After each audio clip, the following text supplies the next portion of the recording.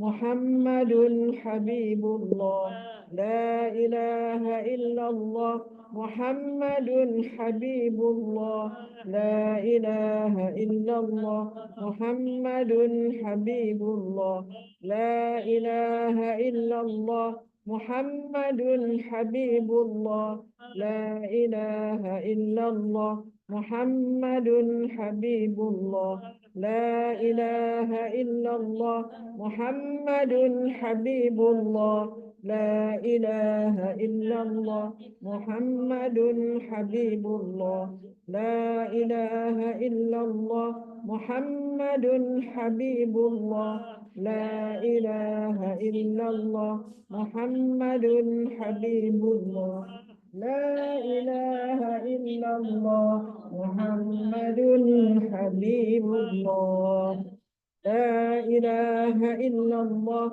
محمد رسول الله عليه صلاة الله لا إله إلا الله محمد رسول الله عليه صلاة الله لا إله إلا الله محمد رسول الله عليه صلاة الله لا إله إلا الله محمد رسول الله عليه صلاة الله لا إله إلا الله محمد رسول الله عليه صلاة الله لا إله إلا الله محمد رسول الله عليه صلاة الله لا إله إلا الله محمد رسول الله عليه صلاة الله الله الله حق الله الله حق الله الله حق الله الله حق الله الله حق الله الله حق الله الله حق الله الله حق الله الله حق الله الله حق الله الله حق الله الله حي الله الله حي الله الله حي الله الله حي الله الله حي الله الله حي الله الله حي الله الله حي الله الله حي الله الله حي الله الله حي الله الله حي يا قيوم الله حي يا قيوم الله حي يا قيوم الله حي يا قيوم الله حي يا قيوم الله حي يا قيوم الله حي يا قيوم الله حي يا قيوم الله حي يا قيوم الله حي يا قيوم الله حي يا قيوم الله حي يا قيوم الله حي دائم اللهم صل على سيدنا محمد النبي الأمي وعلى آله وصحبه وسلم. أسماء الحسنى يا عفو يا غفار يا تواب يا قدوس يا جليل يا عفو يا غفار يا تواب يا قدوس يا جليل يا عفو يا غفار يا تواب يا قدوس يا جليل يا عفو يا غفار يا تواب ya Kudus ya Jalil. Wahai Allah yang maha pemaaf, wahai yang maha pengampun, wahai yang maha penerima taubat, wahai yang maha suci, yang maha agung, maafkanlah kami, ampunilah kami, Allah terimalah taubat kami. Suci dan jernihkanlah hati nurani kami daripada segala penyakit-penyakit hati, dosa dan berhala dunia. Ya Nur ya Hadi ya Haq, Ya Nur ya Hadi ya Haq, Ya Nur ya Hadi ya Haq, Ya Nur ya Hadi ya Haq, Ya Nur ya Hadi ya Haq. Wahai Allah yang maha pemilik, yang maha pemberi cahaya, yang maha pemberi petunjuk, yang maha benar, pancarkanlah cahaya petunjuk dan kebenaran serta makrifat-Mu ke dalam hati kami. Ya Fattah, Ya Fattah, Ya Fattah, Ya Fattah, Ya Fattah. Wahai Allah yang maha pembuka, bukakan hijab antara kami dan Engkau, Ya Allah. Ya Latif, Latif, Ya Latif, Ya Latif, Ya Latif. Wahai Allah yang maha lembut, lembutkanlah hati-hati kami yang keras ini, agar sentiasa gemetar ketika disebut nama. Ya Hafiz, Ya Muhaimin, Ya Hafiz, Ya Muhaimin, Ya Hafiz, Ya Muhaimin, Ya Hafiz, Ya Muhaimin, Ya Hafiz, Ya Muhaimin. Wahai Allah yang maha pemelihara lagi maha pelindung, peliharalah, lindungilah dan pagarilah hati-hati kami daripada bisikan nafsu dan syaitan. Ya Bari'u, Ya Bari'u, Ya Bari'u, Ya Bari'u, Ya Bari'. Wahai Allah yang maha mengadakan segalanya, anugerahkan kami kepasrahan yang sepenuhnya terhadap-Mu. Jadikanlah seluruh jiwa raga kami untuk perjuangan agama-Mu dan abadi-Mu yang sejati. Ya Alimu, Ya Hakimu, Ya Rashid. Ya Alimu, Ya Hakimu, Ya Rashid. Ya Alimu, Ya Hakimu, Ya Rashid. Ya Alimu, Ya Hakimu, Ya Rashid. Ya Alimu, Ya Hakimu, Ya Rashid. Wahai Allah yang maha mengetahui, wahai yang maha bijaksana, yang maha cerdas, kurniakanlah kami ilmu ma'rifat, agar kami benar-benar mengenali dan mentaati-Mu. Kami menjunjung segala titah perintah-Mu. Berilah perhatian-Mu dan kasih sayang-Mu dalam setiap urusan kami. Ya Arhamar Rahimin, Ya Hakimu, Ya Karimu, Ya Ahadu, Ya Samad, Ya Hayyu, Ya Muhyi, Ya Qayyumu, Ya Zal Jalali wal Ikram. La ilaha illa anta Rabbuna.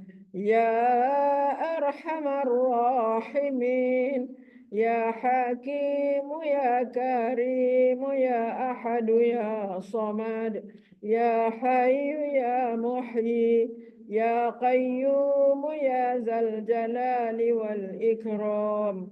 La ilaha illa anta Rabbuna. Ya Arhamar Rahimin, Ya Hakimu, Ya Karimu, Ya Ahadu, Ya Samad, Ya Hayyu, Ya Muhyi, Ya Qayyumu, Ya Zal Jalali wal Ikram. La ilaha illa anta Rabbuna.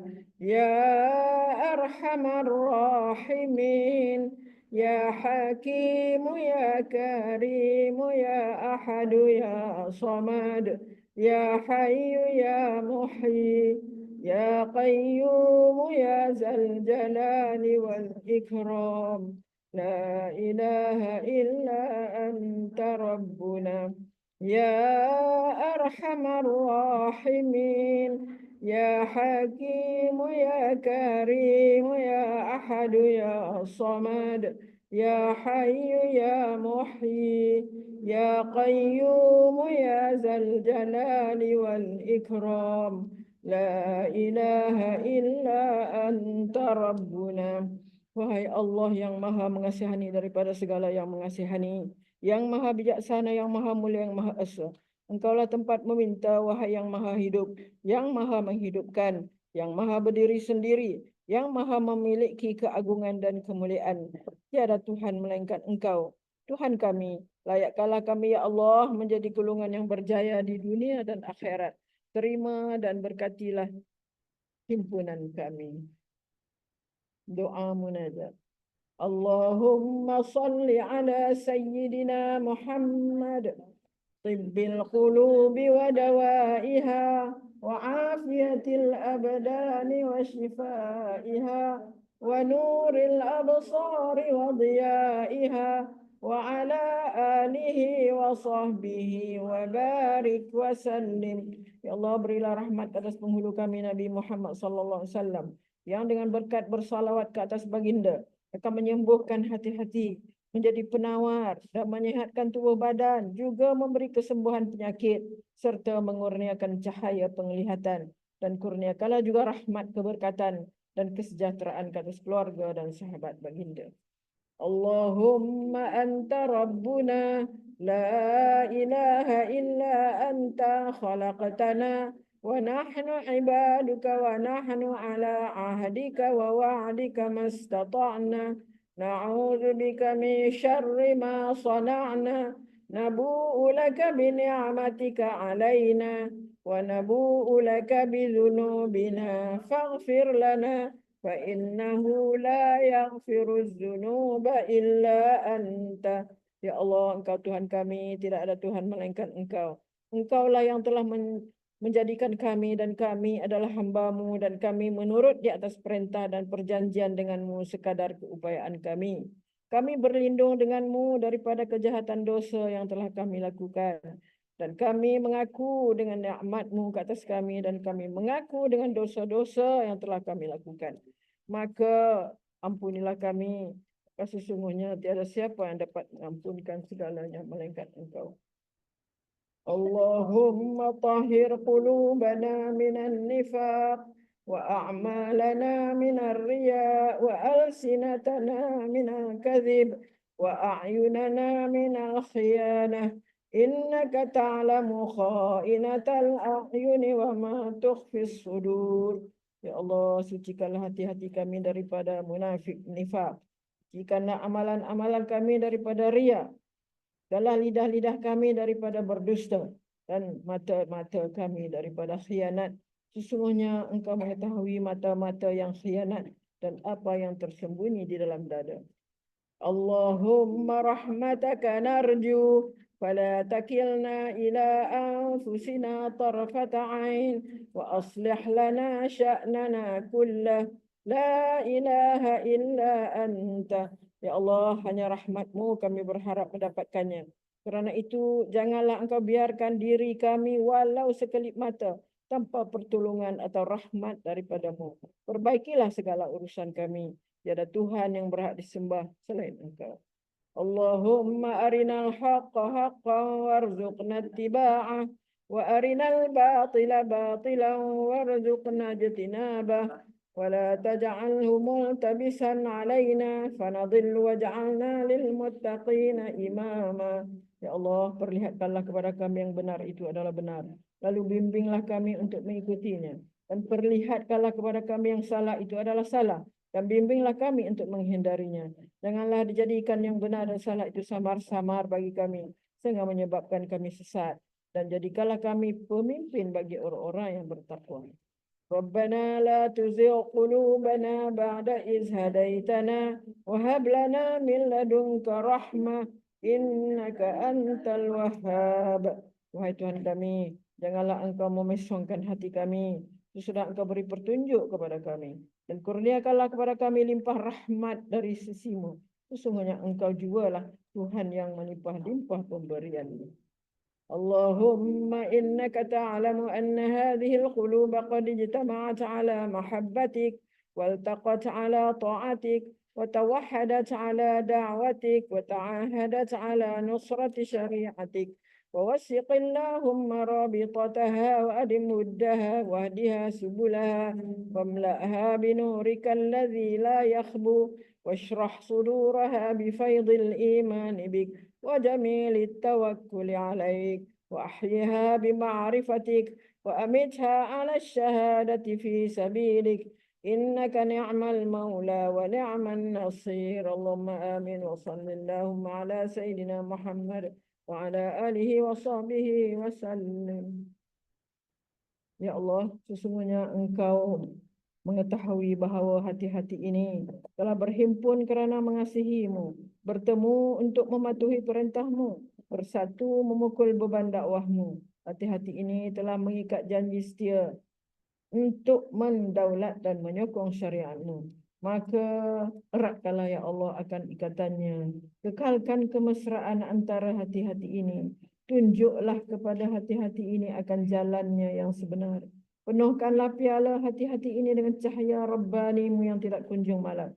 Lapangkanlah hati-hati ini dengan limpahan keimanan dan keindahan tawakal padamu. Hidup suburkanlah hati-hati dengan ma'rifat pengetahuan sebenar tentangmu. Jika Engkau takdirkan kami mati, maka matikanlah pemilik hati-hati ini sebagai para syuhada di dalam perjuangan agama. Sebenarnya Engkau sebaik-baik sandaran dan sebaik-baik penolong. Ya Allah, perkenankanlah permintaan ini ya Allah. Restuilah dan sejahterakanlah junjungan Nabi Muhammad sallallahu alaihi wasallam, keluarga dan para sahabat baginda.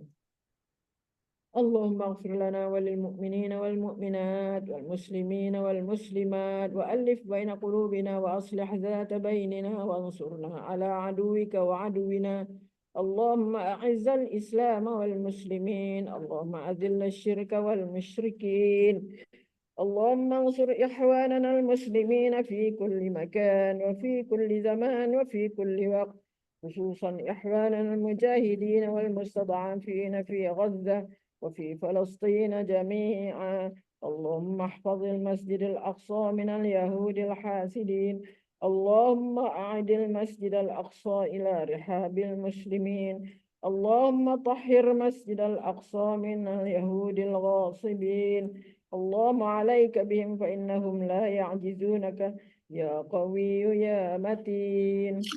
Ya Allah, ya Allah, ampunilah kami kaum mukminin dan mukminat, muslimin dan muslimat. Satukanlah hati-hati kami, perbaikilah hubungan antara kami dan menangkallah kami ke atas musuh-Mu dan musuh kami. Ya Allah, muliakanlah Islam dan orang Islam. Ya Allah, hinakan syirik dan mereka yang syirik. Ya Allah, bantulah saudara-saudara kami yang muslim di semua tempat, zaman dan masa. Khususnya saudara-saudara kami para mujahidin dan mereka yang ditindas di Gaza dan di Palestin keseluruhannya. Ya Allah, ya Rahman, ya Rahim, peliharalah Masjid Al-Aqsa daripada Yahudi laknatullah yang mempunyai hasad dengki yang melampau. Ya Allah, kembalikanlah Masjid Al-Aqsa ke pangkuan umat Islam. Ya Allah, bersihkanlah Masjid Al-Aqsa daripada Yahudi yang merampas-merompak menyamun hak rakyat Palestin dengan kekerasan. Ya Allah, ya Hayyu, ya Qayyum, turunkanlah kesusahan dan azab ke atas mereka dengan kekuasaan-Mu, kerana mereka tidak berdaya melemahkan kekuasaan-Mu, wahai yang maha kuat dan yang maha kukuh. Allahumma inna naj'aluka fi nuhuri a'da'ina wa na'udzu bika min syururihim. Allahumma baddid syamlahum wa farriq jam'ahum wa shattit kalimatahum wa zalzil aqdamahum wa sallit alaihim kalban min kilabik ya qahhar ya jabbar ya muntaqim ya Allah ya Allah ya Allah. Allahumma ya munzilal kitab ya mujriyas sahab ya hazimal ahzab ihzimhum ihzimhum ihzimhum wansurna alaihim. Ya Allah, kami letakkan kamu di batang lahir musuh-musuh kami dan kami berlindung denganmu daripada kejahatan mereka. Ya Allah, hancurkan kumpulan mereka. Ya Allah, pecahkan pakatan mereka. Ya Allah, leburkan pendirian mereka. Ya Allah, musnahkan langkah mereka. Cengkamkan anjing-anjingmu kepada mereka. Ya Allah yang maha memaksa. Ya Allah yang maha perkasa. Ya Allah yang maha membalas. Ya Allah, ya Allah, ya Allah yang turunkan kitab, yang gerakkan awan, yang tewaskan tentera Ahzab. Mereka ya Allah, kalahkan mereka dan kemenangan untuk kami. Wassallallahu ala sayyidina Muhammad wa ala alihi wa sahbihi ajma'in. Walhamdulillahi rabbil alamin. Qabbalallahu minkum. Qabbal ya karim.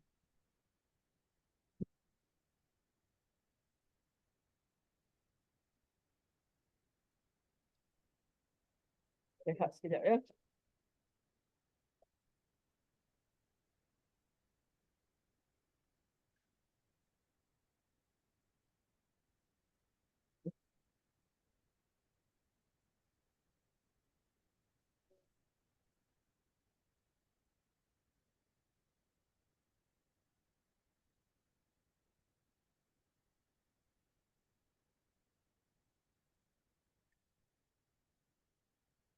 Okay.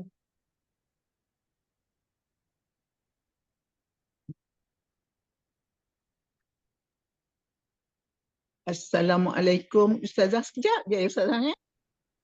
Salam. Apa ni? Apa ada tak? Ini nak cari tak pandai ni. Apa Syarifah? Dah masuk belum? Ada. Apa? Ada dah. Maaf, sementara Ustazah duduk siap-siap tu nak tanya apa? Apa saya ni zikir munajat tu memang tak ada lah apa. Yang tu. Dah tanya Kak Somun dia tak ada ya? Ya? Tanya Kak Somun dia tak ada. Dia Dia tak ni jawab lagi. Dia Tak tak ada, jawab tak lagi. ada, Tapi Ustazah. nak tanya lah apa tu. Ya? Tak ada Ada tak? juga. Kak Tak ada Somun juga. tak ada. Tak ada ya? Faham. Nanti Okey. kita Boleh faham kalau kita Nanti foto Ustaz step. nanti kita Nak cuba foto set dapatkan yang yang besar, saiznya kecil kan, dan yang Yang ni kecil. ada Bagus. bunga-bunga Tapi dah yang cantik lah. Saya dah Buat pesan kat saiz hari tu B5. Besar sikit lah, besar buku ni ke yang Ustazah minta hari tu. Tengok Ustazah. Mana Pulang. Ustazah? Asalkan ada. Ustazah boleh Okey, belakang. Nanti saya sebenarnya besok atau lusa baru boleh pergi kedai tanya lah. Dia boleh buat. Boleh. Tapi Terima mahal kasih, Pak. sikit lah kalau Ustazah dia Tak macam apa. ni. Kalau yang Ah. colour ni, satu page saja RM1.70. Kita ada berapa page? 1, 2, 3, 4, 5, 6, 7, 8, 9, 10. Lebih kurang 20. 20. Pak. Oh, Pak. Ya. Kak Bai ada banyak yang kecil tu kalau nak. Kak Bai ada banyak yang kecil tu. Sebab banyak. Kalau ada banyak. Ustazah ni yang kecil. Kak Bai ada tu? Ada. Okey. Kak Bai ada nanti bagi Ustazah Cik Jah tak ada. Ada Kak Bai bagi Kak Bai. Ustazah Cik Jah, Ustazah Faziah tak ada. Nanti Kak Bai bagi kat sana. Nanti kakak saya hantar kat dia orang ya. Kakak saya ada Okey, marhaban. Tak, Saya Terima kasih. InsyaAllah. Ada ni. Tapi mana tu? Tak tahu cari. Tak apa. Nanti saya pergi rumah Kak Bai ke macam mana? Okey. Okey. Terima kasih, Pak. Okey. Terima kasih, Pak. Terima kasih, Ustazah. Okey. Kita teruskan. Nanti bawa pergi surau baik. Saya nak satu. Okey. Tak bawa. Petang nanti boleh kita buat latihan nanti. Okey. Nanti saya pergi rumah Kak Bai. Tak apalah. Walaupun macam mana. Tak apa Ustazah. Saya pergi rumah Kak Bai. Ya. Asalkan ada tak apa dapat. Okey. Tak apa. Lambat pun tak apa. Nanti susah faham. Okey, Pak. Terima kasih. Okey. Assalamualaikum. Asyrafil anbiya wal mursalin wa ala alihi wa sahbihi ajma'in. Amma ba'd. Okey, kita teruskan perjalanan kita dengan buku yang bertajuk Merawat 7 Penyakit Hati. Kita sudah sampai kepada akhir, di akhir-akhir su'uzzan ni. Di akhir-akhir su'uzzan. Muka surat berapa? 115. Okey. Ini kita boleh pergi dengan cepat. Sebab ni merupakan beberapa cerita. 105. 3, 4, 5, 6 sampai A, B, C, 115. E, F. Sampai 6 kan? 6 cerita kan? Sampai F, A, B, C, D, E, F. Sampai 6 cerita. Kemudian kita akan pergi kepada cara mengubati penyakit su'uzzan. Itu habislah tentang su'uzzan. Kita masuk kepada asyuh. Apa makna syuh? Iaitu bakhil, kedekut. Kita nak tengok pula penyakit kedekut ni. Penyakit yang memang susah untuk kita hindarkan daripada diri kita. Benda tu memang melekat. Benda tu memang Allah sendiri telah sebut di dalam Al-Quran. Apa Allah kata?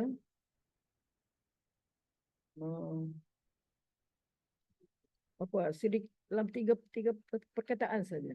Al-anfusasyuh wa uhdiratil anfusasyuh. Tiga perkataan saja.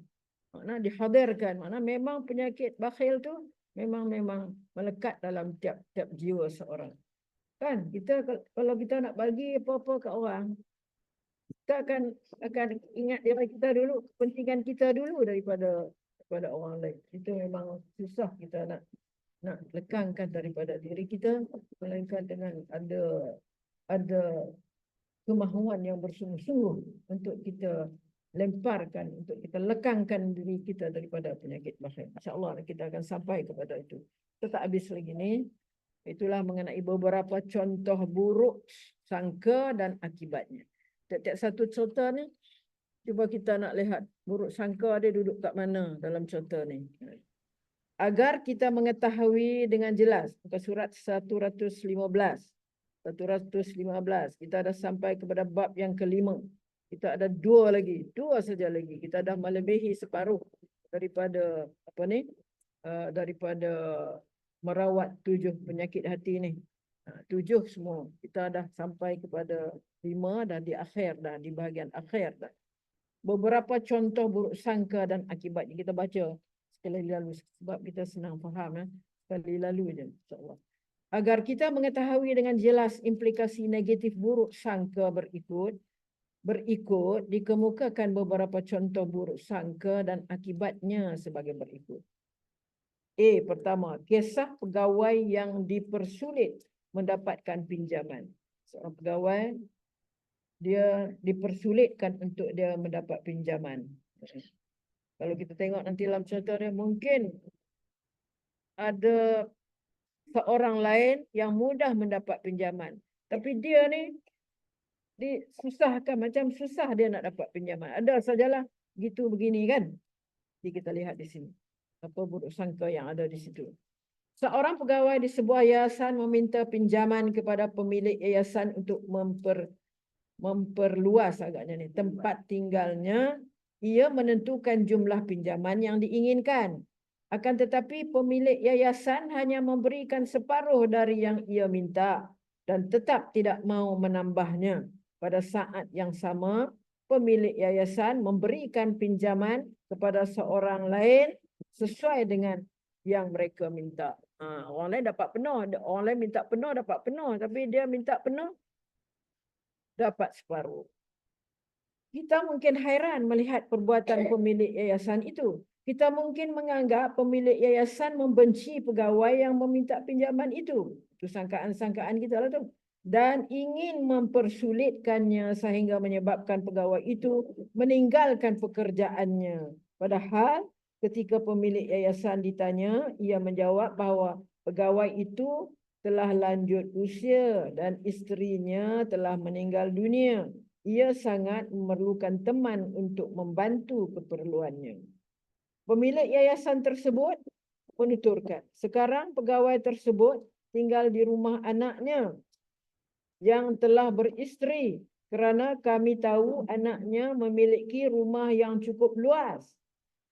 Itu alasan-alasan daripada pemilik pemilik yayasan itu. Kerana kami tahu anaknya memiliki rumah yang cukup luas saat memberikan pinjaman. Kami sampaikan kepada anaknya agar menyediakan ruangan khusus untuk ayahnya di rumah. Oleh sebab itu, kami tidak memberikan pinjaman sesuai dengan permintaannya. Dia minta penuh, kami tak boleh bagi penuh. Kami bagi separuh lah maksud dia. Hingga dapat digunakan untuk membeli rumah yang terpisah dari anaknya. Kami tidak ingin itu terjadi. Ia telah lanjut usia. Tinggal bersama anaknya jauh lebih baik daripada hidup sendirian. Maknanya si bapa ni nak duduk sendiri lah kot. Dia minta pinjaman tu nak buat rumah asing lah daripada rumah anak dia. Tapi apa pandangan bahagian yayasan itu? Yayasan tu kata eloklah anak ni, pak ni duduk dengan anak dia. Dia ada rumah luas dan bolehlah dibuat cara mana untuk Bapak dia rasa macam apa ni kita kata dia rasa macam selesa lah, walaupun duduk dengan anak dia tapi dia rasa selesa. Tapi sampai itu kita lihat anak dia ada bersama. Lihatlah bagaimana mula-mula kita berburuk sangka. Kita buruk sangka mula-mula. Buruk sangka, kenapa ni? Tak adil lah.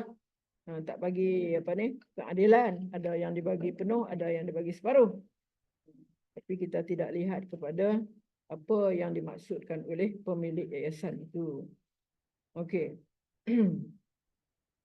Namun setelah diteliti, jelaslah bahawa sesungguhnya ia berbuat begitu demi kebaikan pegawainya itu sendiri. Demi kebaikan ayah si itulah. Yang ada anak tu, yang kaya tu. Kan? Itu dia tu. Apa ni? Kat mana buruk sangkanya itu? Iaitu buruk sangka kita ialah apa ni? Kita mengatakan dia apa ni? Pemilik yayasan itu tidak adil, kan? Dia ada apa ni? Pilih kasih ke macam mana, itu buruk sangka kita. Okay. Cerita kedua. Kisah lelaki yang bertemu Umar radhiyallahu anhu.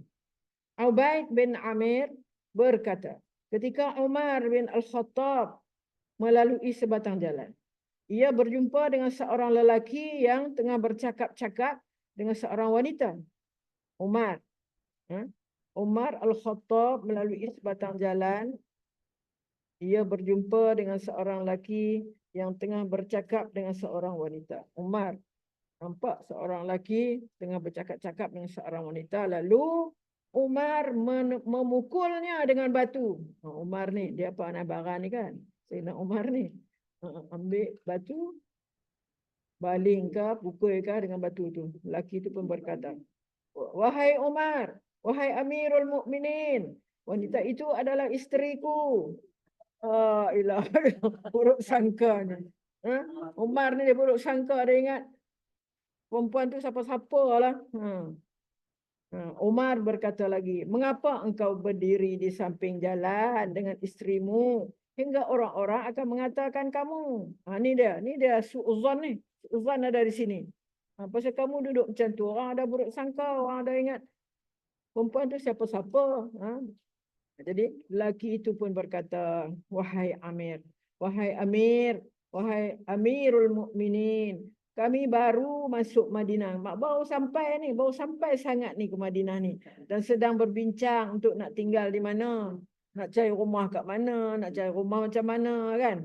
Jadi lelaki itu berkata, Umar kemudian memberikan batu itu. Umar ni dia insaf cepat ni. Dia cepat, dia barang, dia cepat, dia insaf. Umar kemudian memberikan batu itu kepadanya dan berkata, bagi batu itu dekat orang tadi tu, balaslah aku wahai Abdullah. Balaslah aku wahai Abdullah.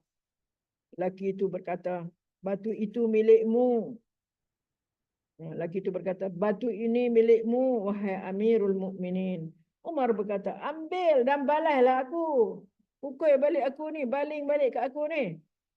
Setelah ketiga kalinya, sampai 3 kalilah Umar offer kat dia ni, dia pun kata, lelaki itu berkata, batu ini milik Allah. Tengok orang yang beriman begitu sekali ya. Batu ini milik Allah. Umar berkata, semoga Allah membalas kebaikanmu. Itu kisah kedua. Buruk sangka. Umar ni buruk sangka. Sekali tengok, orang tabayun dulu, tengok dulu. Tentukan dulu, tanya dulu siapa. Tak tanya dah. Ambil batu terus nak hentam kau tu. Hentam dah pun, kena dah. Okey, itu kisah kedua. Kisah ketiga. Kisah sahabat bersama Nabi Muhammad sallallahu alaihi wasallam. Seorang lalu di hadapan Nabi. Lalu baginda bertanya kepada sahabat yang ikut duduk bersamanya. Apa pendapatmu tentang orang ini? Seorang sahabat lalu depan Nabi. Seorang sahabat lalu di hadapan Nabi. Lalu baginda bertanya kepada sahabat yang ikut duduk bersamanya. Jadi Nabi tanya dengan sahabat yang duduk dekat dia tu. Ada orang sahabat lalu depan mereka yakni Nabi dan sahabat tu. Kemudian Nabi bertanyalah kepada sahabat yang duduk dekat dia tu, apa pendapatmu tentang orang ini? Sahabat itu menjawab, Demi Allah orang ini baik. Orang ini baik. Jika melamar akan diterima dan jika meminta akan diberi. Daripada nampak daripada orang ini ni, kalau dia melamar anak orang akan terus diterima. Nampak muka apa? Nampak muka baik kot. Muka baik kan. Dan apa ni? Jika dia meminta akan diberi. Kalau dia minta orang akan bagi. Rasulullah diam. Kemudian lalu lagi seorang lelaki lain. Lalu pula lelaki lain. Rasulullah bertanya lagi. Dan apa pendapatmu tentang orang-orang ini? Sahabat itu menjawab, wahai Rasulullah, orang ini berasal dari orang fakir kaum muslimin. Orang ini baik, namun kalau melamar akan ditolak. Pasal dia mungkin pakai pakaian cumpang-camping, nampaklah kemiskinan dia tu. Kalau meminta tidak akan diberi. Dan kalau berbicara tidak akan didengar. Kalau cakap dia orang tak dengar. Orang tak terima lah maksudnya. Rasulullah kemudian bersabda, orang yang terakhir ini lebih baik daripada orang yang pertama. Sangkaan baik orang, sangkaan buruk orang yang maknanya yang pertama dengan yang kedua tu tadi. Tengok bagaimana Rasulullah jawab balik kepada kedua-dua perasaan atau keadaan itu. Orang yang terakhir ini kata Rasulullah lebih baik daripada yang pertama. Yang banyaknya sepenuh bumi. Apa maksud dia? Dia habis aja dekat tu je hadis riwayat Ibnu Majah. Orang yang terakhir ini lebih baik daripada orang pertama. Yang banyaknya sepenuh bumi. Kebaikan dia tu banyak sepenuh bumi. Kenapa Rasulullah cakap begitu? Agaknya lah.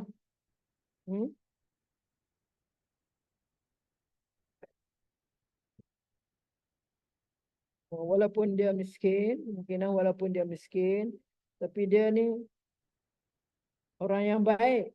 Orang yang baik, walaupun dia miskin. Itu sebab dia kata lebih baik daripada orang pertama. Mungkin orang pertama ni tak tahulah. Kalau dia minta akan diberi, kalau dia melamar akan diterima. Kita tak tahu lagi. Dia ni adakah seorang yang seorang yang baik ke, seorang yang pemurah ke. Cuma tengok kepada zahir dia nampak bergaya lah. Bergaya, orangnya tak ada tanda-tanda kemiskinan. Tapi orang yang miskin ni, Rasulullah kata, orang terakhir ni, orang miskin ni lebih baik daripada yang pertama, yang banyaknya kebaikannya, banyaknya sepenuh bumi. Okay. Kisah keempat, Juraij dan pelacur. Ini semua kita tahu cerita Juraij ni. Kita baca cepat-cepat. Rasulullah SAW bersabda, tidak ada yang mampu berbicara sewaktu masih bayi kecuali 3 orang. Rasulullah bersabda, ini sabda Rasulullah. Tidak ada yang mampu berbicara sewaktu masih bayi kecuali 3 orang.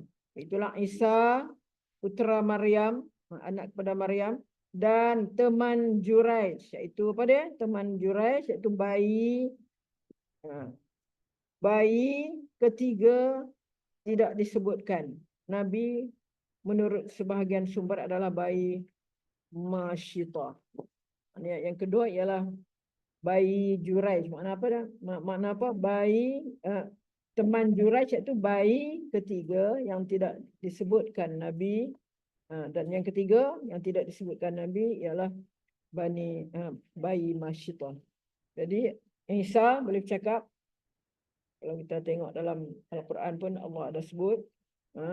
Dan Juraij, bayi yang dilahirkan oleh seorang pelacur yang dituduh Juraij melakukan zina dengan dia sehingga melahirkan bayi. Bayi inilah yang boleh bercakap, yang menjawab bahawasanya bapa dia yang sebenar bukan Juraij, bapa dia ialah yang duk memelihara kambing, Gembala kambing. tempat ibadah Juraij. Dan yang ketiga ialah bayi Masyitah. Masyitah ni siapa? Tukang sikat Nabi, tukang sikat Fir'aun kan? Tukang sikat Fir'aun. ketika dia dia dicampakkan ke dalam kawah tu, maknanya dia ragu-ragu tapi anaknya boleh bercakap, makna menyuruh ibunya campakkanlah dirinya ke dalam kawah tu. Pergi kepada cerita Juraij. Juraij adalah seorang lelaki ahli ibadah. Ia mendirikan sebuah tempat ibadah dan beribadah di dalamnya. Pada suatu hari ibunya datang kepada Juraij ketika ia sedang sembahyang. Ibunya memanggil, Juraij, wahai Juraij. Jadi Juraij dengar mak dia panggil, jadi dia bercakap-cakap dalam hati dia, berkata di dalam hati dia, ya Tuhanku, mana satu yang aku nak buat ni? Mana yang harus aku pilih? Sembahyangku ke? Aku nak batalkan sembahyangku ke atau ibuku?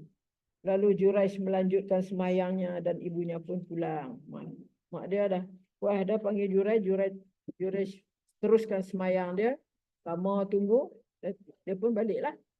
Keesokan harinya, ibunya datang kembali ke tempat ibadah. Ketika Juraij sedang sembahyang, ibunya memanggil, hai Juraij. Juraij pun berkata lagi dalam hatinya, ya Tuhanku, manakah yang harus aku penuhi? Sembahyangku ke atau ibuku? Kemudian dia melanjutkan sembahyangnya. Keesokan harinya lagi, ibunya datang ketika Juraij sedang sembahyang. Ibunya memanggil, hai Juraij, Juraij. Juraij kembali berkata dalam hati, ya Tuhanku, manakah yang harus aku penuhi? Sembahyangku ke atau ibuku? Dia pun melanjutkan sembahyang dia. 3 kali ibu dia datang. Terus Juraij macam tu juga tak menyahut surat ibu dia, maka ibunya kemudian berdoa, ya Allah, takutlah kita kepada doa ibu, perasaan ibu, doa ibu, janganlah engkau ambil nyawa anakku hingga dia melihat wajah pelacur. Bagi dia lihat wajah pelacur, kalau nak ambil nyawa dia, ambil. Bagi dia lihat wajah pelacur, mana supaya seolah dia doa supaya anak dia tu tertariklah dengan pelacur. Bani Israel kemudian membincangkan kisah Juraij. Jadi kisah Juraij ni jadi menjadi bahan perbualan lah. Sebab ada tuduhan mengatakan Juraij, seorang ahli ibadah ni telah buat zina, telah melakukan zina dengan perempuan pelacur itu. Jadi Bani Israel yang ada sekeliling tu membincangkan kisah Juraij dan ibadahnya. Suatu ketika seorang pelacur Bani Israel yang sangat cantik menawan berkata, kalau kamu menghendaki, aku akan menguji Juraij. Untuk kisah cerita tentang Juraij, tentang ibadah dia. Tapi ini seorang pelacur ni dia macam offer diri dia lah. Kalau kamu kehendaki, kalau kamu mau, aku akan menguji Juraij, ahli ibadah ni. Aku akan uji dia. Pelacur itu lalu pergi dan menunjukkan diri di hadapan Juraij. Makna sampailah doa ibu dia tu. Ibu dia kata apa? Hingga dia melihat wajah pelacur. Jangan ambil nyawa anakku sehingga dia melihat wajah pelacur. Itu dia. Doa ibunya dikabulkan. Datanglah seorang pelacur itu lalu pergi menunjukkan diri di hadapan Juraij. Tetapi Juraij tidak menolehnya. Lalu datanglah seorang penggembala. Juraij tak tahu dia. Kan ahli ibadah, kuat hati dia. Tapi lalu datanglah seorang penggembala. Datang seorang penggembala yang hendak di tempat ibadah Juraij. Penggembala tu nak pergi ke tempat ibadah Juraij. Pelacur itu menggodanya. Pelacur itu menggodanya dan terjadilah perzinaan hingga menyebabkan pelacur itu hamil. Ketika pelacur itu melahirkan anaknya, dia berkata, ini anak Juraij. Ini fitnah tu. Orang-orang lalu mendatangi Juraij, menurunkannya, menghancurkan tempatnya, mana hampir ke tempat ibadah Juraij, tarik Juraij keluar daripada tempat ibadah dia, dihancurkan tempat ibadah dia dan memukul Juraij, memukulnya. Mereka pun memukul dia. Juraij berkata, mengapa kamu memukul aku? Mereka menjawab, engkau telah berzina dengan pelacur ini hingga dia melahirkan anak kerana perbuatan ini. Juraij berkata, mana bayinya? Mana bayi itu? Mana anak yang dikatakan anak aku itu? Mana dia? Mereka pun mendatangkan bayi tersebut. Juraij berkata lagi, tinggalkan aku hingga aku sembahyang. Biar aku nak sembahyang kejap. Kemudian Juraij sembahyang. Setelah selesai sembahyang, Juraij menjenguk bayi tersebut dan menekan perutnya. Juraij tekan perut bayi tadi lalu berkata, hai anak kecil, siapakah ayahmu? Bayi itu menjawab, si Fulan. Itu siapa dia? Iaitu seorang penggembala.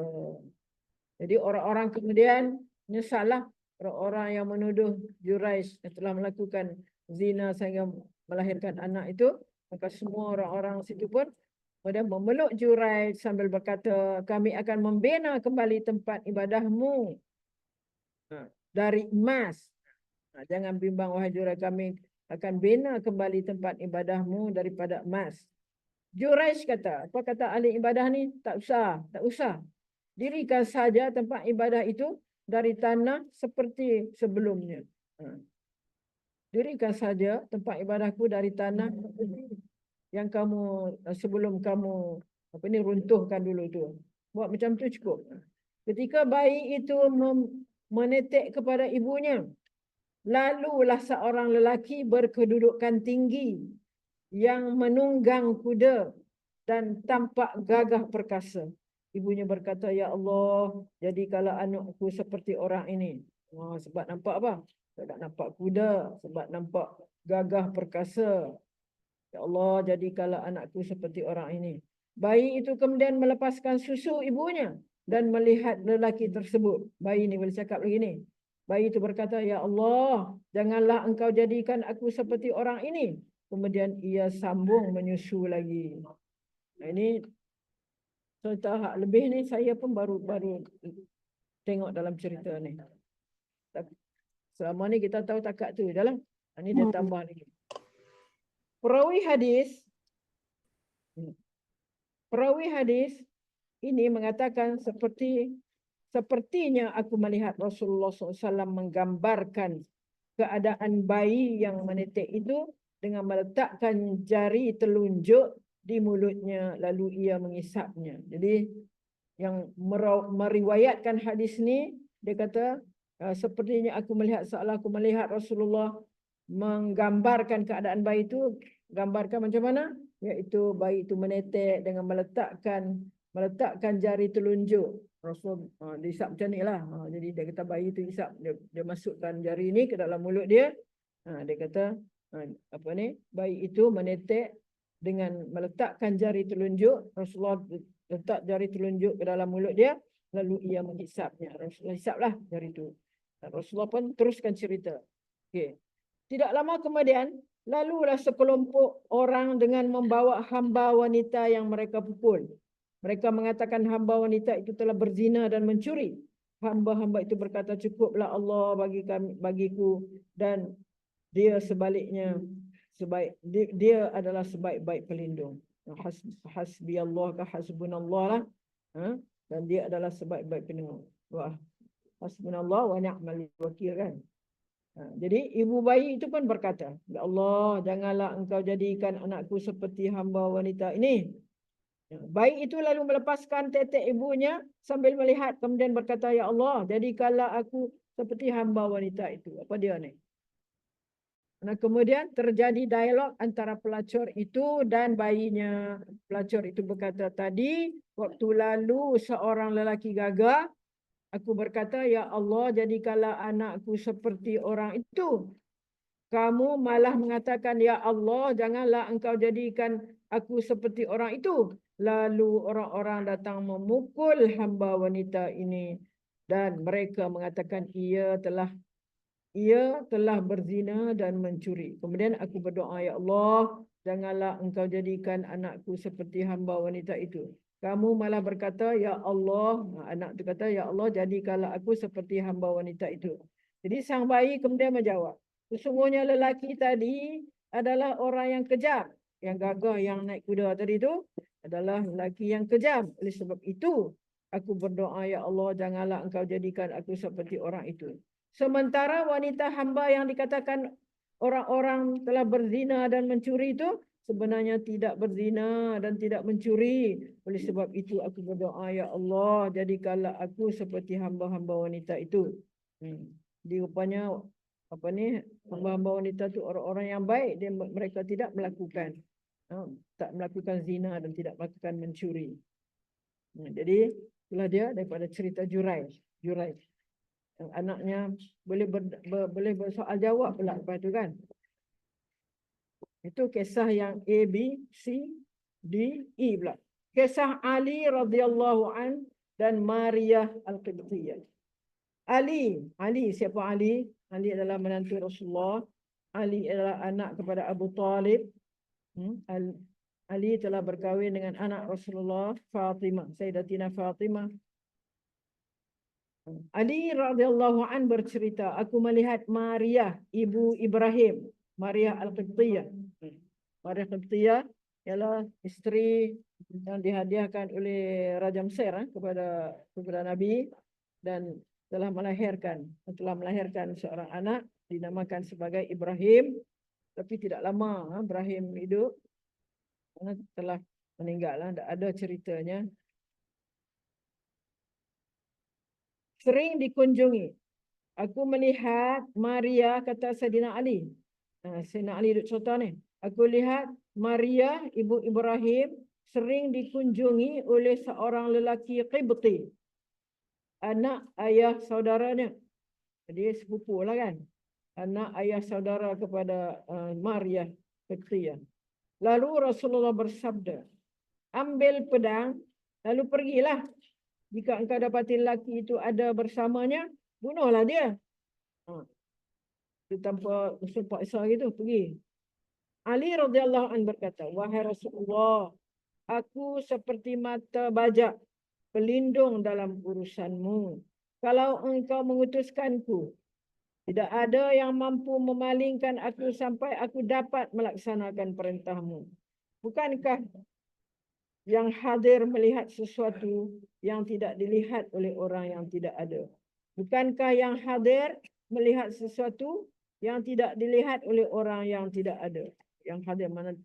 Yang hadir tu mana yang hadir melihat sesuatu yang tidak dilihat. Orang yang tak hadir memanglah dia tak nampak kan? Yang tidak dilihat oleh orang yang tidak ada. Rasulullah menjawab, benar. Yang hadir melihat sesuatu yang tidak dilihat oleh orang yang tidak ada.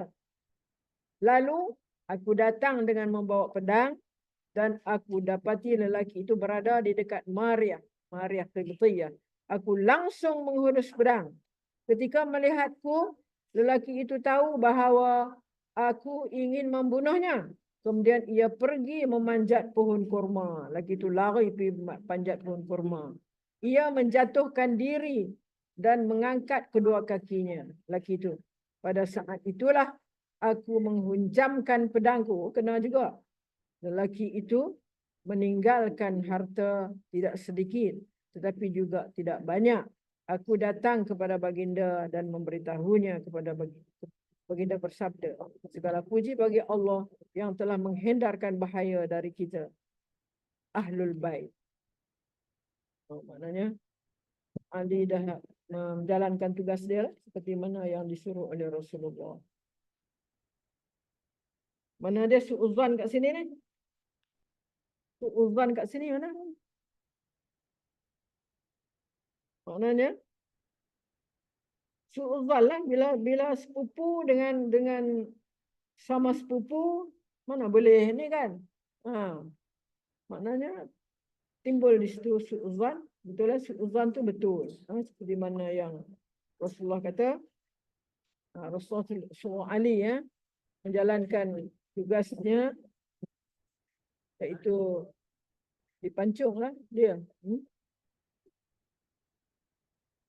F last, kisah banduan. Kisah banduan yang membunuh isterinya. Banduan membunuh isterinya, dah lah banduan, bunuh pula isteri. Dr. Najib Al-Kailani dalam bukunya Al-Mujtama'ul Marid. Apa makna Mujtama'ul Marid? Masyarakat yang sakit. Ni ada cerita, diselitkan cerita ni dalam muka surat 83 sampai muka surat 85 dalam buku Al-Mujtama'ul Marid, itu maksudnya masyarakat yang sakit. Ini diselitkan cerita ni. Menceritakan kisah seorang banduan yang membunuh isterinya akibat berprasangka buruk. Akibat daripada sangka buruk. Setelah kejadian itu, ia sangat menyesal. Ia menceritakan kisahnya. Aku seorang suami yang cukup bahagia bersama isteriku. Aku melalui kehidupan dengan penuh kegembiraan. Aku termasuk orang cukup puas dengan harta yang sedikit. Aku percaya bahawa sepotong roti yang aku hasilkan merupakan harta simpanan yang sangat berharga yang wajib aku syukuri. Aku sangat bahagia hari-hari berlalu dengan tenang. Kemudian datanglah suatu hari yang menggelapkan kejernihan fikiranku dan aku sangat malu kerananya. Pada hari itu, aku mendengar berita pengkhianatan isteriku. Aku berasal dari daerah Asyut. Alif Sin Ya Waw Ta. Ta Asyut. Satu daerah pendalaman di Mesir.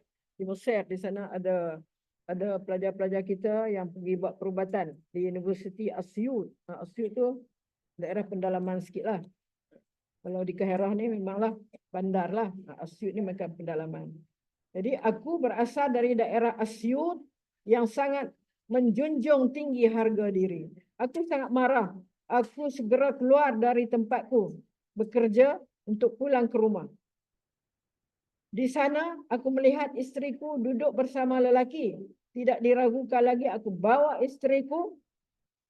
Tidak diragukan lagi bahawa isteriku telah berkhianat. Sebab dia nampak isteri bersama dengan seorang lelaki. Padahal aku belum mengenal lelaki itu. Bahkan aku belum pernah melihatnya sebelum itu. Ketika masuk rumah, aku menahan gejolak jiwaku yang sedang bergoncang keras. Aku bertanya kepadanya, siapa yang memulakan? Siapa yang memulakan? Ia tampak gugup dan tidak memberikan jawapan.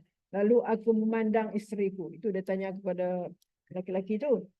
Lelaki itu, bila dia tanya siapa yang memulakan, maka lelaki itu nampak gugup dan tidak memberikan jawapan. Lalu aku memandang isteriku dan kulihat ia ketakutan. Aku pun hilang sedar dan kurasakan darahku yang memanas, bergejolak sampai ke kepalaku. Jiwaku dipenuhi perasaan dikhianati dan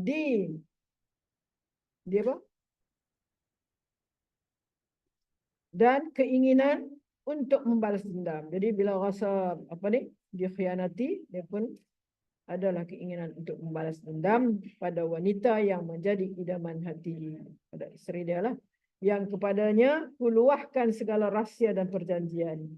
Aku rasakan perasaan-perasaan ini terus menguasai diriku. Begitu cepat, perlahan-lahan aku terhanyut dalam perasaan sedih dan dikuasai oleh khayalanku. Aku merasa diriku ini begitu bodoh. Ya, bodoh. Sebilah pisau kulihat berada di atas meja. Isteriku sangat takut. Aku berteriak marah. Lalu aku macam ancam isteriku dan ku dekatinya. Aku dakapkan tanganku kepada belakangnya. Kemudian aku sembelih. Sembelih, ya Allah. Sembelih. Sembelih tahu mana? Sembelih ni ha. Lihat. Aku sembelih ia seperti menyembelih kambing tanpa sepatah kata pun yang keluar dari mulutnya. Saat itu aku dengar kekasihnya merayu dengan suara sekat-sekat. Jadi memang isteri ni mengkhianatilah, khianatlah semua ni. Sebab dikatakan laki-laki yang datang tu adalah kekasih. Kekasihnya merayu dengan suara tersekat-sekat agar aku tidak membunuhnya. Kemudian ia berbicara dengan kata-kata yang tidak kufahami sedikit pun. Setelah aku membunuh isteriku, kuhadapkan wajahku kepada lelaki kekasihnya itu. Akan tetapi ia malah menuju tempat isteriku. Lelaki yang kudapati bersama isteriku itu ternyata tinggal di kampung sebelah lah, di desa sebelah. Orang-orang memanggilnya Syekh Mahmud. Syekh tu. Orang-orang memanggilnya Syekh Mahmud. Mereka meminta barakah dan berlindung kepadanya apabila terjadi musibah. Tok Syekh rupanya ada ni. Isteriku memanggilnya ke rumah beberapa kali kerana ia tidak boleh bebas keluar rumah. Oh, panggil Syekh lah minta tolong.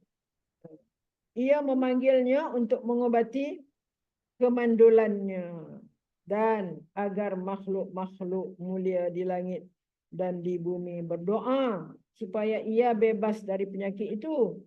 Dosa itu bukan dosa isteriku. Dia sedarlah apa yang tujuan isteri dia panggil Syekh tu. Dosa itu bukan dosa isteriku Tuan, tetapi dosaku. Aku telah mencelanya kerana ia tidak mampu melahirkan seorang anak yang melanjutkan keturunanku. Sebab isteri dia mandul. Aku pun tahu bahawa ia bebas dari segala pengkhianatan dan bahawa Syekh Mahmud termasuk orang-orang yang soleh, yang bertakwa. Aku sangat terseksa. Semoga Allah mengasihiku. Mana akhirnya baru suami dia sedarlah. Bahasanya apa yang dia buat tu macam dia rasa salah lah. Sedangkan isteri dia. Tapi apa yang tak kenanya. Mungkin bila dia tengok dia isteri dia dengan orang tua tu je. Kalau ada orang ketiga mungkin maknanya itulah prasangka tu. Tak usul periksa. Ya. Kan tak usul periksa Ustazah kan? Ya. Tak usul periksa. Tak Tanyalah usul dulu. periksa. Tak bayun dulu. Tak usul Ha. periksa dulu. Terus saja. Ikut hati lah orang kata kan.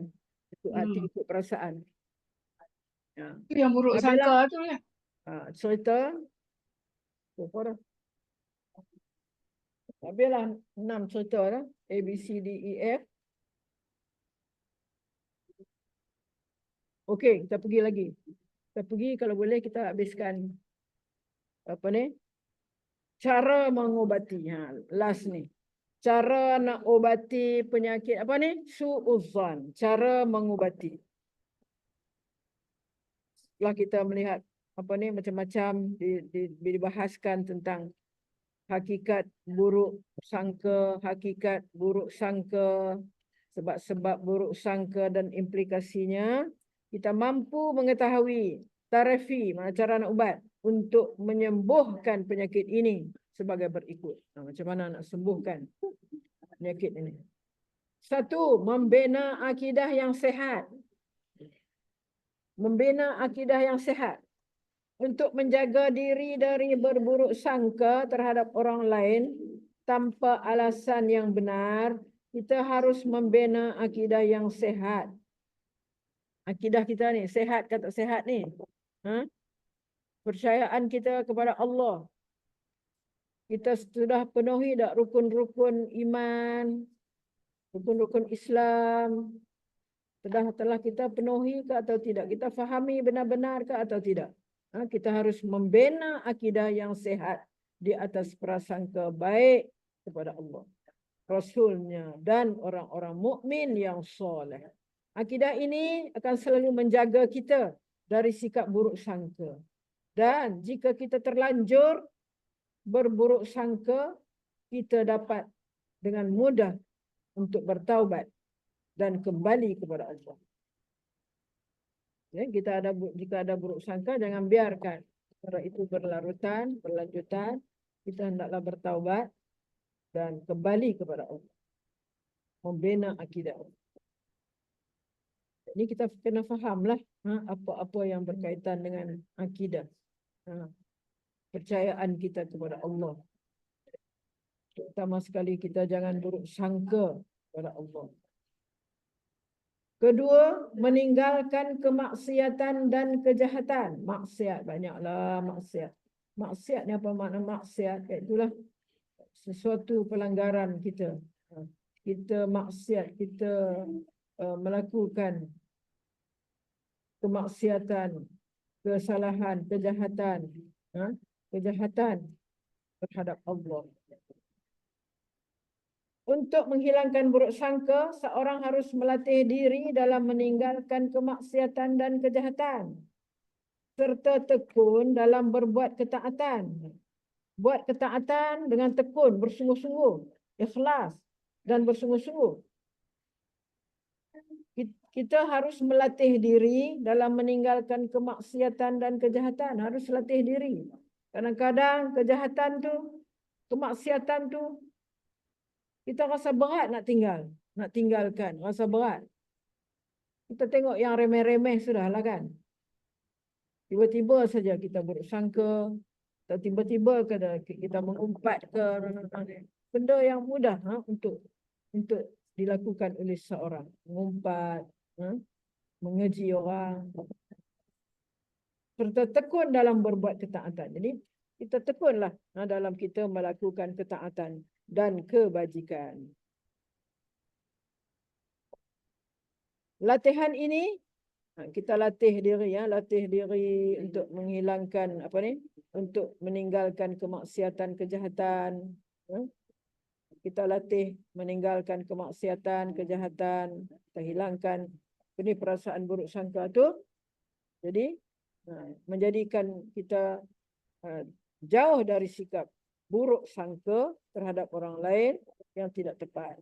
Kalaupun terjerumus, ini akan segera bertaubat dan menyesalinya. Ia akan segera bertaubat dan menyesalinya. Kalaupun terjerumus, ia akan segera. Mana kalau dia terjerumus dalam buruk sangka ke apa, maka dia akan cepat segera bertaubat dan menyesal atas perbuatannya. Mengikut petunjuk Islam dalam memutuskan perkara. Mengikut petunjuk Islam dalam memutuskan perkara. Taklah kita mengikut petunjuk Islam. Apa di antara petunjuk Islam dalam memutuskan perkara? Itu mengikut petunjuk Islam dalam memutuskan suatu perkara itu merupakan salah satu cara untuk menghilangkan buruk sangka kepada orang yang bersalah, yang terdakwa. Islam mengajar untuk memutuskan suatu perkara, kita harus berpegang pada sesuatu yang zahir sahaja. Seperti mana kita baca itu kan. Lihat kepada zahir. Dan menyerahkan yang tersembunyi itu kepada Allah. Yang maha mengetahui segala yang tersembunyi. Mencari dalil dan bukti dan memastikan tidak ada percanggahan antara satu bukti dan bukti lain. Sikap seperti ini akan menjaga seseorang dari terjerumus ke dalam buruk sangka tanpa alasan yang dibenarkan. Menjauhkan diri dari berbisik-bisik. Itu pun kita ada bincangkan tentang ini yang disebutkan di dalam Al-Quran sebagai perkataan An-Najwa. Najwa itu makna bisik-bisik. Penyakit buruk sangka dapat dihilangkan jika seorang atau masyarakat mau menjauhkan diri dari berbisik-bisik. Antara lain, tidak melakukan bisik-bisik dua orang atau lebih tanpa melibatkan orang lain yang ada bersama mereka. Kita ada kawan, seorang ke, dua orang ke atau lebih. Kita berdua ni duk bisik-bisik. Tak baik macam tu. Mana kita libatkan juga. Kita libatkan juga kawan-kawan kita tu. Supaya tidak ada buruk sangka kan. Melainkan kalau ada benda yang kita nak bisik tu, benda-benda yang sangat mustahak lah. Yang sangat mustahak lah. Kalau kita tak bisik-bisik, benda ni akan apa? Akan diketahui oleh ramai, jadi buruk pula jadinya. Jadi bukan kata tak boleh bisik-bisik langsung, tapi mesti cari yang mustahak sangat nak bisik. Maksudnya kalau kita tak bisik, benda ni akan meluas, akan diketahui, yang membawakan lagi keburukan kepada masyarakat. Jadi itu dia katakan tidak melakukan bisik-bisik dua orang atau lebih tanpa melibatkan orang lain yang ada bersama-sama mereka. Memanglah kawan tu pun kata apa tu dua-dua tu bisik apa tu. Jadi dia ada juga kan prasangka buruk tu. Jangan kita sampai janganlah duk buat bisik-bisik. Nantilah orang tak ada semua barulah kita bercakap berdua kan. Ni orang tak ada lagi, orang tengok. Mereka tengok kita berdua-dua tu maknanya menimbulkan prasangka. Jadi inilah yang kita kata yang boleh menimbulkan, kita kena menjauhkan diri daripada berbisik-bisik. Kecuali melibatkan urusan yang penting. Saya sebut tadi tu. Urusan penting berbisik-bisik seperti ini boleh dilakukan untuk kebaikan. Bukan untuk kemaksiatan dan kemungkaran. Dan bisik-bisik ini pun hanya dilakukan untuk perkara penting yang tidak akan sempurna jika bocor kepada orang yang suka menyebarkan berita. Jadi tak sempurna kalau kita tidak berbisik-bisik sebab benda ni kalau bocor, kalau ada orang yang suka menyebarkan berita dusta dan melakukan kerosakan di muka bumi ini, maka akan membawa perkara yang tidak elok lah. Okay. Yang kelima, menjauhkan perkara syubhah. Juga kita ada sebut dah itu, jauhkan perkara syubhah. Orang yang ingin sembuh dari penyakit buruk sangka harus menjauhi perkara syubhah. Syubhah ni tak terang, tak jelas. Sebab ada hadis Rasulullah kata al-halalu bayyinun wal haramu bayyinun. Yang halal itu jelas, yang haram itu jelas. Di antara keduanya bainahuma umurun mushtabahat. Antara keduanya ada syubhah. Perkara syubhah ni lah, perkara yang tidak jelas. Jadi yang kata syubhah ni apa? Iaitu perkara yang masih samar-samar kedudukan hukumnya. Masih samar kedudukan hukumnya. Seorang harus berusaha untuk menolak syubhah ini agar tidak terjatuh dalamnya. Kalau boleh, perkara syubhah kita elakkan. Sebab kita takut, sebab hukumnya tidak jelas lagi. Sebab kita takut kalau kita masuk dalam syubhah ini, kita ambil dia, syubhah ini, maka kita takut kita akan terjatuh ke dalamnya. Sama ada sengaja maupun tidak. Telah dikemukakan di awal tadi, kisah Nabi Muhammad bersama dua orang sahabat Ansar. Di masa Safiyah datang ke tempat Nabi beriktikaf. Kan ada cerita kan? Nabi duduk iktikaf di masjid. Tiba-tiba Safiyah ni ada mungkin urusan dia dengan waktu malam. Safiyah isteri Nabi ni datanglah ke masjid. Nabi duduk iktikaf. Jadi ada dua orang sahabat Ansar. Kedua orang sahabat Ansar itu bila dia tengok Nabi dengan seorang perempuan, ini isteri dia lah Safiyah ni. Kedua orang sahabat itu mempercepatkan jalanan. Bila mereka tengok Nabi dengan Safiyah ni, mereka cepatkan perjalanan. Nabi nampak mereka lakukan itu. Lalu Nabi menghentikan keduanya. Lalu Nabi kata, tunggu. Makna Nabi nak ceritakan sebenarnya. Lalu Nabi menghentikan keduanya dan bersabda, sungguhnya wanita ini adalah Safiyah binti Huyai. Isteri aku, Safiyah binti Huyai. Safiyah binti Huyai. Mana? Isteri dia. Isteri Nabi. Jadi, yang tadi tu mungkin menyangka buruk. Bahawa Nabi berjalan dengan orang lain, bukan isteri dia. Nabi jelaskan. Sesungguhnya wanita ini adalah Safiyah bin Huyai. Berdasarkan hadis ini, para ulama mengambil pengajaran sebagai berikut. Ada A, B dia, ada 1, 2 dia. Daripada hadis ni, para ulama mengambil pengajaran sebagai berikut. A, apabila anda berdua-duaan dengan muhrim, anda tidak, atau apabila anda berdua-duaan dengan muhrim, anda atau dengan keluarga. Muhrim anda dengan keluarga. Muhrim kita dengan keluarga. Lalu orang lain melihat anda dan anda khawatir syaitan akan menyesatkannya. Anda wajib mengatakan ini adalah keluargaku agar pandangan orang lain tidak dikaburi syaitan. Dan kita dengan apa ni? Dengan keluarga ke, mungkin orang tu tak kenal yang tu keluarga kita. Mungkin yang tu adalah mungkin anak saudara ke, seorang lelaki dengan perempuan. Perempuan tu adalah anak saudara dia. Mungkin dia berjalan, duk cerita ke apa kan. Orang tengok, ni dah bawa orang lain dah ni. Boleh ceritalah kat isteri dia atau bawa orang lain ni. Itu adalah su'uzzan. Jadi kita boleh.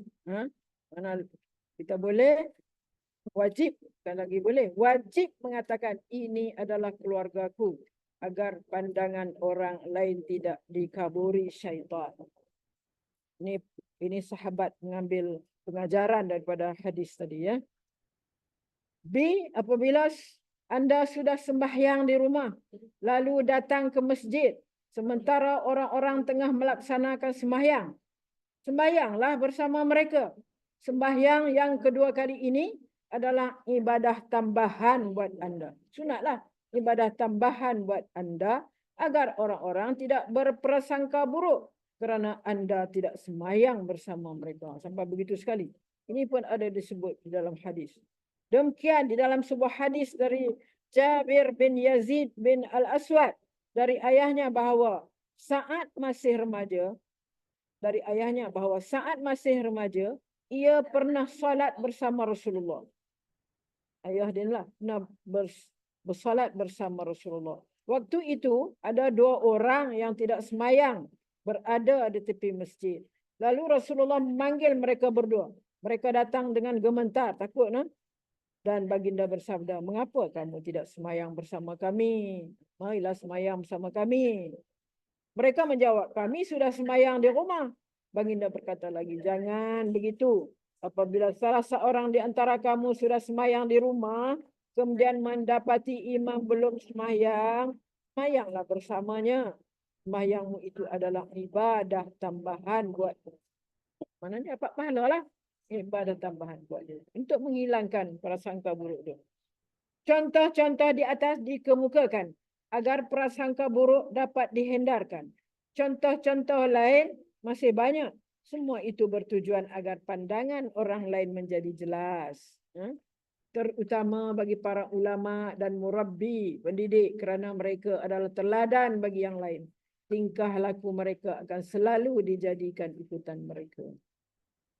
Ibnu Daqiq Al-Aid berkata, menjaga diri dari segala hal yang dapat memunculkan tuduhan negatif sangat ditekankan.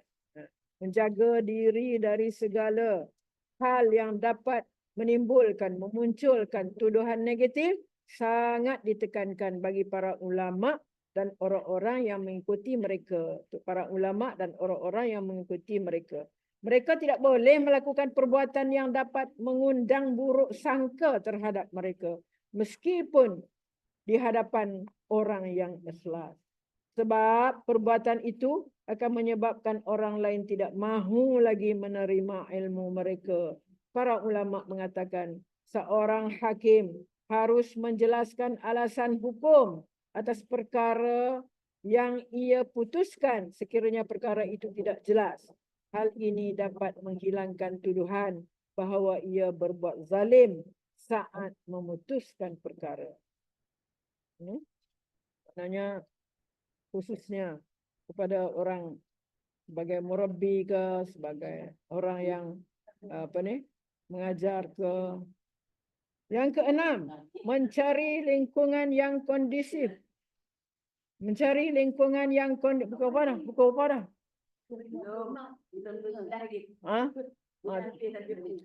Dah ikut datin. 5 minit. Bolehkah? Kita teruskan sikit lagi boleh? Boleh tak? Ustazah, boleh Kita habiskan. Boleh habiskan Ustazah, boleh. Tak bisa jemaah kan? Boleh. Boleh habiskan Ustazah, boleh. Mencari lingkungan yang kondisif. Untuk menghindar buruk sangka, anda harus berusaha mencari lingkungan yang kondisif, bersih dari umpatan dan buruk sangka. Sebab ketika anda bergaul dengan teman yang selalu suka buruk sangka, anda akan terpengaruh olehnya. Teman yang hatinya bersih memiliki peranan sangat besar dalam mengubati penyakit buruk sangka orang lain, buruk sangka orang lain, sehingga melindungi jiwanya agar tidak terjerumus pada perbuatan dosa yang baru. Ketujuh, mengekang hawa nafsu dan syahwat. Mana kita nak tahan hawa nafsu kita. Untuk menyembuhkan penyakit buruk sangka, anda harus berusaha mengerah jiwa dan mengekang hawa nafsu dan syahwat. Pengekangan hawa nafsu dapat menghilangkan keinginan untuk menuduh orang lain berdasarkan prasangka atau anggapan, tetapi tanpa dalil dan bukti. Mana dapat berdasarkan prasangka atau anggapan tanpa dalil dan bukti. Tidak ada hal yang lebih besar di dunia ini selain menjadikan keinginan kita mengikut sabda Rasulullah SAW. Allah berfirman, katakanlah jika kamu benar-benar mencintai Allah, ikutlah aku. Nescaya Allah mengasihi dan mengampuni. Ikut Rasulullah, ikut akhlak, ikut pedoman yang ditunjukkan oleh Rasulullah dalam hadis-hadis dia. Kan? Ke-8, bergaul dengan orang yang telah bertaubat. Untuk menghilangkan buruk sangka, anda dapat bergaul dengan orang-orang yang telah bertaubat. Yang ni bergaul dengan perangai mereka yang sekarang ni, yang dah taubat ni. Bukan dengan perangainya yang pada masa dulu. Bukan perangai macam dulu tu, tak taubat lagi. Jika Allah, penguasa yang haknya telah mereka zalimi, sentiasa memaafkan hambanya, mana Allah pun boleh memaafkan hambanya, tentunya kita lebih sepatutnya untuk memberikan maaf kepada mereka. Apatah lagi kita mungkin sama-sama pernah berada dalam kemaksiatan seperti mereka atau bahkan lebih parah. Ke-9, mengkaji sejarah kaum muslimin. Kalau kaji ni nak kena banyak baca lah. Untuk menghilangkan penyakit buruk sangka, anda perlu mengkaji buku-buku biografi dan sejarah, terutama sejarah kaum muslimin, untuk menemukan gambaran yang jelas tentang implikasi buruk prasangka dan solusi mengatasinya. Cara ini akan mempermudahkan jiwa anda terbebas dari penyakit ini. Jadi kita ikutilah sejarah kan. Bila kita baca sejarah tu macam-macam, kita akan jumpa daripada daripada sahabat-sahabat ke. Kita akan kata Allah kuatnya sahabat ni. Maknanya tabahnya hati dia, kita akan sebutkan begitu. Jadi kita contohilah apa yang dibawa oleh para sahabat itu.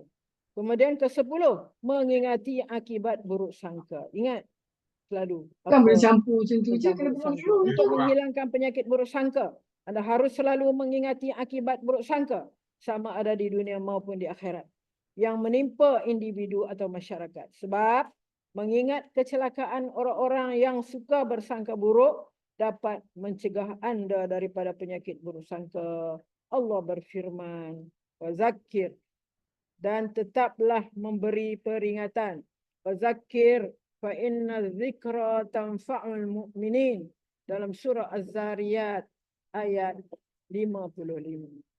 Oleh sebab itu, berilah peringatan, kerana peringatan itu adalah manfaat. Dalam suratul A'la, apa dia ayat dia? Bunyi macam mana?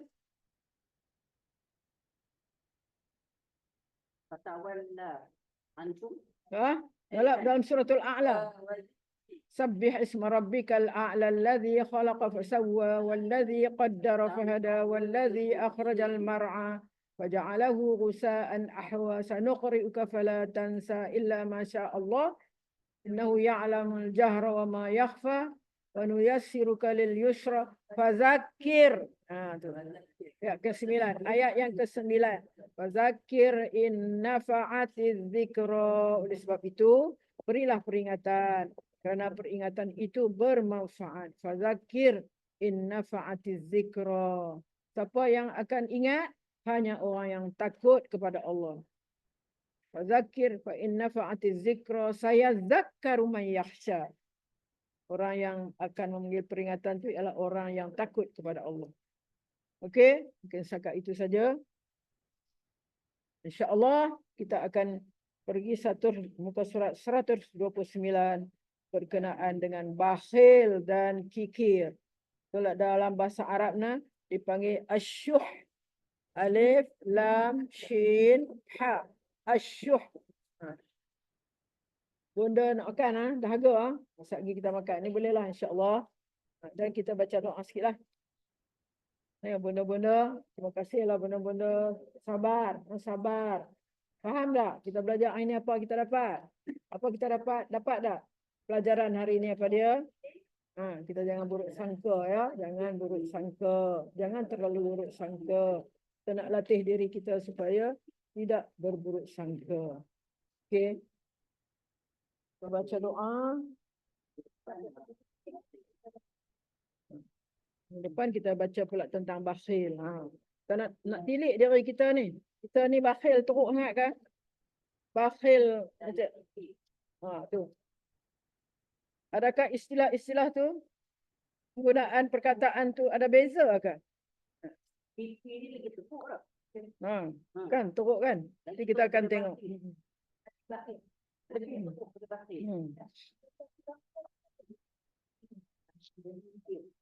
Okey. A'udzu billahi minasyaitonir rajim. Bismillahirrahmanirrahim. Alhamdulillahi rabbil alamin. Wassalatu wassalamu ala asyrafil anbiya'i wal mursalin wa ala alihi wa sahbihi ajma'in. Allahumma inna nastaudi'uka ma 'allamtana ya Allah. Fardudhu ilaina ya Allah inda hajatina ilaih wa la tunsinahu ya rabbal alamin. Allahumma ya Allah. Kita nak guna hari ni Asmaul Husna ya Latif. Apa makna ya Latif? Ya Latif, wahai zat yang maha lembut. Yang tadi kita doa kan? Kita doa dalam kita punya munajat tadi. Ya Latif kan? Allahumma ya Allah, Allahumma ya Rahman, Allahumma ya Rahim. Allahumma ya Latif, ya man wasi'a lutfuhu ahlas samawati wal ard.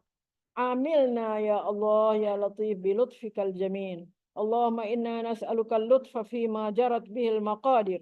Ya Latif, ya Latif, ya Latif. Allahumma inna la nas'aluka radda al-qada fi man qada, walakin nas'aluka al-lutfa fi. Allahumma kama latafta fi 'azamatika wa qudratika duna al-lutafa, wa 'alawta bi 'azamatika 'ala al-'uzama, wa 'allamta ma tahta ardika ka'ilmika bima fawqa 'arshik.